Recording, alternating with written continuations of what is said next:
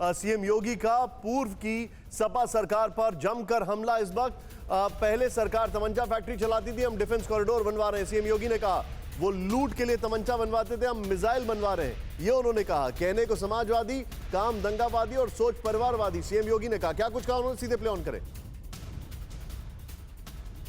Defence corridor हम बना रहे हैं।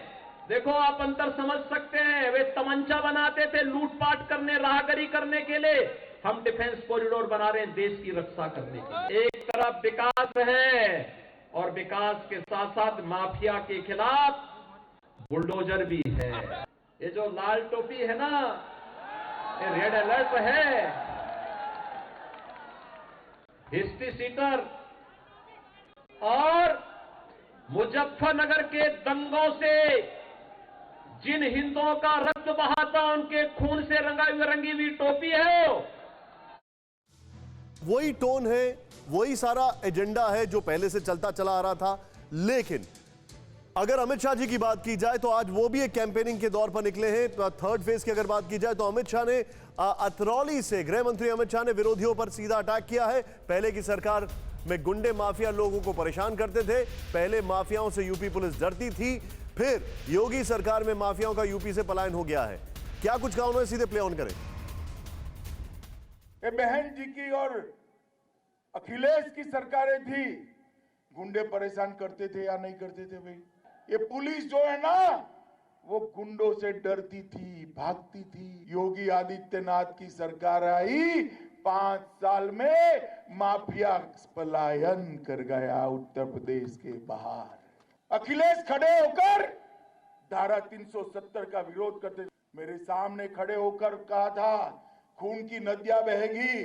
अरे अखिलेश बाबू, खून की नदियां छोड़ो, कंकर चलाने की किसी की हिम्मत नहीं हुई। कंकर चला। मैं सीधे चलूंगा, सुमन इस वक्त मेरे साथ है। सुमन, आप इस रैली को कवर कर रहे हैं, वही पुरानी टोन, वही पुरानी बातें की जा रही हैं, कुछ नया इसमें निकल कर आया क्या?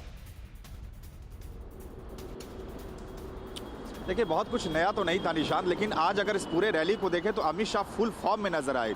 अतरौली में पूर्व मुख्यमंत्री कल्याण सिंह के जो पोते हैं संदीप सिंह, दूसरी बार अतरौली सीट से इस बार चुनावी मैदान में हैं। और जिस तरह से उन्होंने शुरुआत की, 3-4 हिस्सों में इसको समझा जा सकता है निशांत। शुरुआत में राजा महेंद्र सिंह यूनिवर्सिटी से लेकर और पूर्व मुख्यमंत्री कल्याण सिंह के साथ उन्होंने निजी रिश्तों के हवाले के साथ अपने संबोधन की शुरुआत की। लेकिन जैसे जैसे वो आगे बढ़ते गए, फुल फॉर्म में नजर आए और अखिलेश और मायावती पर हमला करने के साथ साथ इस संबोधन में उन्होंने राहुल गांधी, सोनिया गांधी और मनमोहन सिंह को भी नहीं बख्शा और एक के बाद एक लगातार हमले करते चले गए।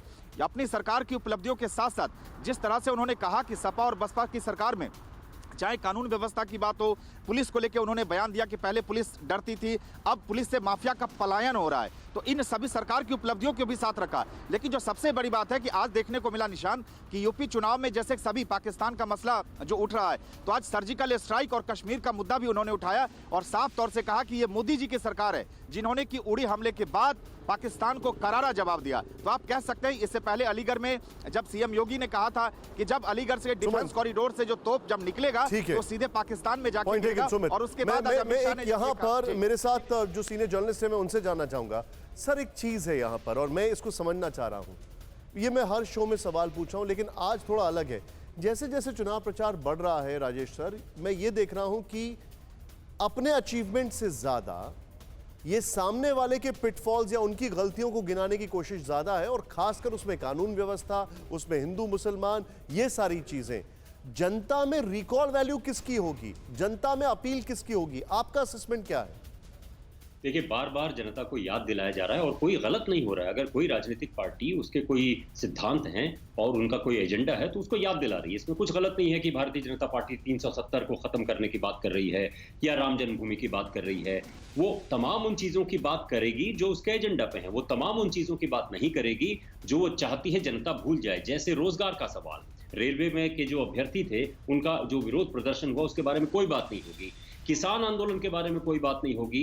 जो किसानों के ऊपर गाड़ी चढ़ा दी, वो मंत्री अभी तक केंद्रीय मंत्री बने हुए हैं, उन पर कोई बात नहीं होगी। ये जिम्मेदारी विपक्ष की है कि वो उठाए, ये कि भारतीय जनता पार्टी की लेकिन मैं ये देखिए, आपने बड़ी अच्छी बात बोली राज सर, मैं यही जानना चाह रहा हूं। अब वो गर्मी के ऊपर रिएक्ट कर रहे हैं, अब वो रिएक्ट कर रहे हैं दंगे के ऊपर।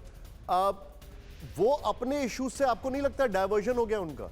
एक तो ये भी बात है कि वो जो कहते हैं वो मीडिया में बहुत सारी चीजें आती नहीं हैं। जो योगी आदित्यनाथ का बयान है बहुत प्रोमिनेंटली हर जगह आया, मुख्यमंत्री हैं ऑफ कोर्स। Valid point. विपक्ष का बयान उतने प्रोमिनेंटली आता नहीं है, लोगों तक पहुंचना नहीं, कुछ हो सकता है यूट्यूब वगैरह में लेते हों, लेकिन विपक्ष की फिर भी जिम्मेदारी बनती है कि वो अपने एजेंडा को सामने लाएं। अगर राम जन्मभूमि की बात अमित शाह लाना चाह रहे हैं तो वो लाएंगे, लेकिन राम जन्मभूमि थे उनको सवाल ये भी सोचना होगा कि अब तो मंदिर बन रहा है, उसको ना तो अखिलेश यादव रोक रहे हैं, लेकिन जनता जो धर्मभीरु जनता है, जो वोटर है, जिसके पास रोजगार नहीं है, नौकरी नहीं है, वो तो ये कहेगा हाँ राम मंदिर में जाके हम पूजा अर्चना कर लेंगे, लेकिन रोटी मिली का इससे, ये सवाल कर रहा है वो। रोटी रोजगार मिलेगा? तो ये भारतीय जनता पार्टी के लिए बड़ी चुनौती है। इसी वजह से, एक मिनट जी, इसी वजह से बार बार जब मुद्दा नहीं भी है राम जन्मभूमि का, कोई रोक नहीं रहा है, उसको भी मुद्दा बना रहे हैं। जब 370 का सेटल हो गया है उसको भी मुद्दा बना रहे हैं। जब जाट और मुसलमान का मुद्दा जो है 2013 में दंगे हुए थे, अब वो खत्म हो गए, उसको फिर मुद्दा बनाया जा रहा है। ये चल पॉइंट टेकन सर। कोरोना धर्म नहीं देखता, जात नहीं देखता, अमीर गरीब ऊंच नीच नहीं देखता। कोरोना सिर्फ मौका देखता है, लेकिन आप उसे मौका मत दीजिए। बस इतना कीजिए, जब कभी दफ्तर से बाजार से घर लौटिए तो इतना ख्याल जरूर रखिए कहीं आपके साथ कोरोना आपके घर तो नहीं जा रहा। भूलिए मत, कोरोना अभी जिंदा है।